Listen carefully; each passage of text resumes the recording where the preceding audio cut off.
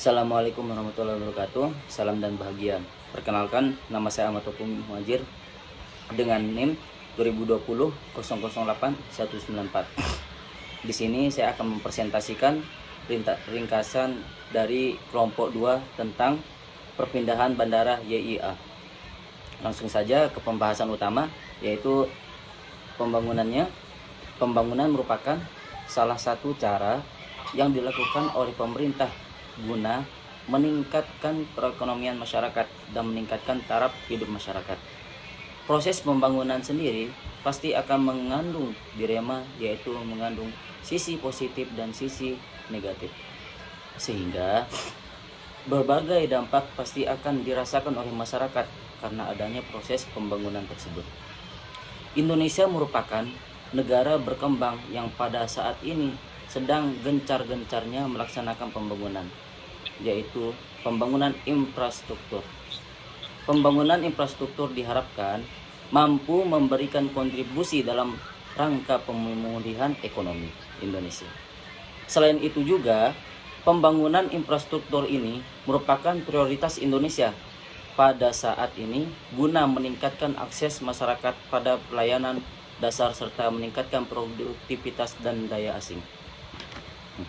Salah satu provinsi di Indonesia yang saat ini sedang banyak melaksanakan pembangunan infrastruktur besar-besaran adalah Provinsi Daerah Istimewa Yogyakarta. Pembangunan infrastruktur di Yogyakarta salah satunya itu pembangunan Bandara Yogyakarta International Airport atau disebut juga dengan YIA. Next. Bandar udara memiliki peranan penting sebagai salah satu gerbang utama kegiatan perekonomian berupa mobilisasi pergerakan barang dan jasa, pembuka isolasi daerah, pengembangan daerah perbatasan, dan prasarana yang dapat memperkukuh wawasan Nusantara dan kedaulatan negara. Bandara Adi Sucipto Yogyakarta merupakan civil enclave milik TNI Angkatan Udara yang dibangun tahun 1938 dan dirancang untuk penerbangan militer lebih dari 40 tahun. Bandar Udara Sucipto berdiri dengan lahan seluas 88.690 meter persegi dengan 2 landasan pacu meliputi komersil dan non-komersil. Pengoperasian Adi Sucipto melayani 2 jenis penerbangan, yaitu penerbangan terjadwal dan penerbangan yang tidak terjadwal. Dahulu, bandar udara ini merupakan lapangan udara militer, namun penggunaannya diperluas untuk kepentingan sipil yang dikelola oleh PT Angkasa Pura I dengan kapasitas normal bandar udara sebanyak 1,2 sampai 1,5 juta penumpang per tahun. Meningkatnya jumlah penumpang pesawat pada bandar udara di Sucipto juga berdampak pada kebutuhan lahan, terminal, dan parkir bagi penumpang yang menunggu keberangkatan dan memarkir kendaraannya, baik untuk mengantar, memarkir kendaraan untuk beberapa hari, dan atau menjemput. Hal ini menyebabkan semakin diperlukannya pengembangan terminal dan ruang parkir yang mencukupi pada saat waktu puncak kedatangan atau keberangkatan penumpang pesawat. Pengembangan yang dilakukan untuk perluasan Bandara Udara Adi Sucipto telah mencapai batas. Keterbatasan lahan untuk perluasan pengembangan bandar udara di Sucipto menjadi masalah utama. Dengan berbagai pertimbangan tersebut, maka pemerintah pusat yang diwakili oleh Menteri Perhubungan bersama dengan Gubernur Daerah Istimewa Yogyakarta memutuskan untuk memindahkan bandara udara ke Kabupaten Kulon Progo, tepatnya di Kecamatan Temon. Bandara udara baru ini diberi nama Yogyakarta International Airport atau disebut juga dengan YIA.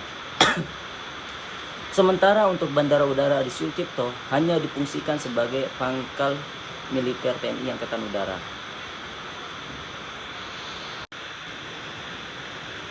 Pembangunan Bandara Yogyakarta International Airport itu sendiri mengakibatkan 5 desa terdampak. Di antaranya adalah Desa Gelagah, Desa Janggaran, Desa Palihan, Desa Kebonrejo, dan Desa Sindutan. Luas tanah yang digunakan untuk membangun bandara seluas 645,63 hektar yang terdiri atas tanah milik masyarakat seluas 466,73 hektar dan tanah milik pangku alaman ground loss seluas 178,90 hektar. Setiap pembangunan pasti menimbulkan dampak positif ataupun dampak negatif baik bagi masyarakat maupun pemerintah. Kapanewon Temon merupakan salah satu kapanewon yang sebelum ada pembangunan bandara hanya pantai Gelagah saja yang menjadi ikon wisata. Akan tetapi, semenjak pembangunan bandara, tidak hanya pantai Gelagah yang dijadikan tempat wisata. Pembangunan bandara ini menjadi daya tarik sendiri sehingga dapat membuka lapangan pekerjaan serta dapat memajukan perekonomian. Akan tetapi, di balik pembangunan bandara tersebut, terdapat juga dampak negatif yang terutama yang dirasakan oleh warga, diantaranya adalah banyak rumah warga yang temboknya menjadi retak akibat pemadatan lokasi runway. Tempat tinggal tergusur dan bahan kehilangan mata pencarian. Adapun pembangunan Bandara Yogyakarta International Airport yang berlokasi di Kapanewon Temon menimbulkan dampak yang cukup besar, diantaranya dampak penggunaan lahan, sosial dan ekonomi bagi warga terdampak pembangunan tersebut. Adanya pembangunan tersebut menjadikan masyarakat harus mampu beradaptasi dengan adanya perubahan yang terjadi. Selain itu, adanya pembangunan tersebut mengakibatkan masyarakat tergusur dan mau tidak mau harus pindah dan membangun rumah yang baru. Warga yang terdampak pembangunan bandara adalah mereka yang mayoritas bermata pencarian sebagai petani, nelayan, dan pelaku usaha. Petani adalah mata pencarian warga terdampak yang sejak dahulu kala sudah mereka jalani. Karena lahan pertanian yang berada di desa Gelagah subur sehingga mampu menghasilkan produk yang memuaskan. Sehingga hasil pertanian tersebut dapat menghidupi keluarga dan dapat mencukupi kebutuhan pangan warga Kulon Progo.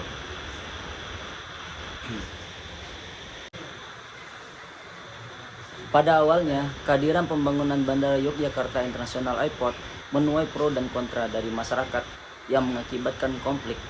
Berikut beberapa faktor penyebab terjadinya konflik, diantaranya adalah adanya perubahan sosial di masyarakat, perbedaan pola pikir dan pilihan, hilangnya lahan dan mata pencarian penduduk, rasa kekhawatiran akan kehidupan di masa yang akan datang, serta harga tanah yang tidak sesuai dengan yang diharapkan oleh masyarakat.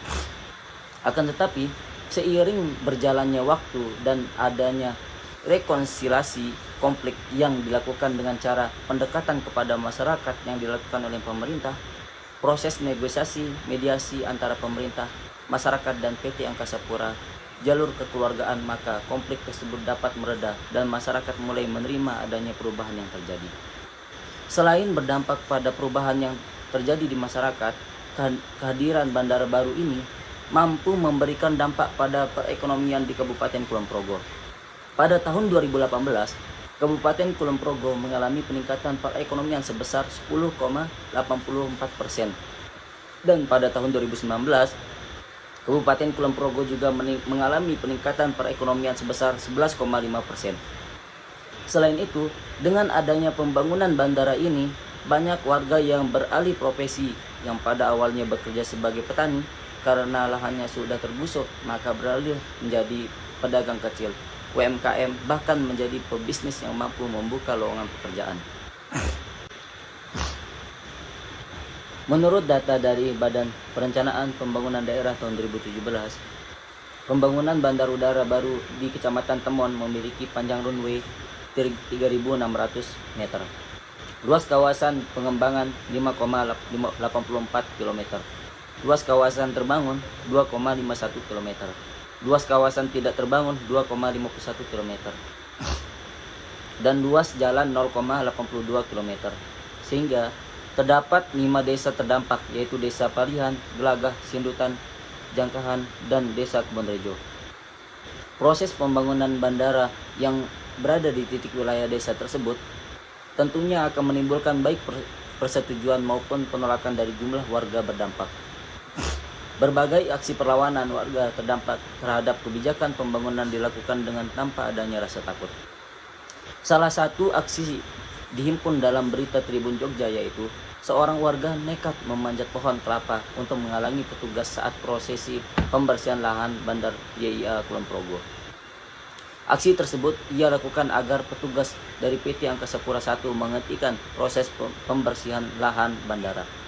Aksi lain yang dihimpun dalam berita CNN Indonesia yaitu warga melakukan perlawanan terhadap alat berat yang hendak meratakan tanah. Bahkan, salah satu warga menaiki bulldozer yang tengah berjalan pelan, sehingga sejumlah aparat harus menariknya. Namun, di balik perlawanan dengan beberapa aksi nekat yang dilakukan, terdapat juga kelompok warga yang pro atau setuju dengan adanya pembangunan bandara. Pada tahun 2018, Kulon Progo mengalami peningkatan perekonomian sebesar 10,84%. Dan pada tahun 2019, Kabupaten Kulon Progo juga mengalami peningkatan perekonomian sebesar 11,5%. Selain itu, dengan adanya pembangunan bandara ini, banyak warga yang beralih profesi yang pada awalnya bekerja sebagai petani karena lahannya sudah tergusur, maka beralih menjadi pedagang kecil, UMKM, bahkan menjadi pembisnis yang mampu membuka lowongan pekerjaan. Profesi baru yang dimiliki oleh masyarakat tersebut menjadikan masyarakat mau tidak mau harus memiliki kreativitas yang dapat dikembangkan. Dikarenakan melalui kreativitas itulah menjadi daya tarik tersendiri bagi pelanggan. Apabila masyarakat tidak memiliki kreativitas yang mampu membedakan dengan yang lain, maka tidak ada hal yang menarik dan seakan tidak ada yang istimewa. Selain membuka usaha, juga ada masyarakat sekitar Bandara Yogyakarta International Airport yang mengembangkan objek wisata. Objek wisata terdapat dengan Bandara Yogyakarta International Airport adalah Pantai Congot dan Pantai Gelagar. Pada saat masyarakat berkunjung ke bandara tersebut, masyarakat juga dapat langsung berkunjung ke dua pantai tersebut. Sehingga dengan adanya bandara menjadikan rasa ingin tahu masyarakat mengenai pantai tersebut semakin tinggi. Oleh karena itu, adanya rasa penasaran menjadikan peluang bagi masyarakat untuk mengembangkan objek wisata berupa fasilitas, kebersihan, bahkan ciri khas dari pantai tersebut. Bandara yang dibangun dengan fasilitas modern tersebut telah berhasil mengerek angka pertumbuhan ekonomi di daerah Kulon Progo. Pembangunan bandara tersebut memberikan dampak yang sangat signifikan pada masyarakat. Pada tahun 2015, target pertumbuhan ekonomi di Kulon Progo hanya 5,4%. Angka tersebut bahkan tidak berhasil dicapai. Tetapi pada tahun 2019 sampai April ketika Bandara Yogyakarta sudah mulai beroperasi melayani penerbangan, angka pertumbuhan ekonomi meningkat drastis mencapai 10,6%. Dan kenaikan ini sangat signifikan, sementara bandara belum beroperasi sepenuhnya. Bandar udara ini direncanakan akan membantu kinerja bandara udara internasional Adi Sucipto yang sudah tidak mampu lagi menampung kapasitas penumpang dan pesawat. Berbagai macam kegiatan yang berada di dalam kota bandara memberikan nilai tambah untuk kawasan di sekitar kota bandara. Dan sebaliknya, kawasan di luar kota bandara mendatangkan penumpang serta barang ke dalam kota bandara.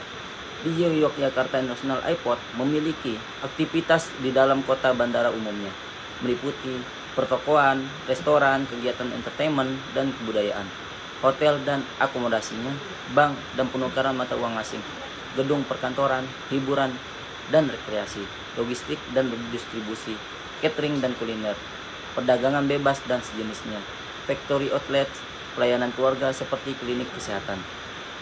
Tujuan dibangun Bandara Udara YIA guna membantu Bandara Udara Adi Sucipto yang mana sudah tidak mampu lagi menampung kapasitas penumpang kedatangan dan keberangkatan dari atau menuju ke Yogyakarta.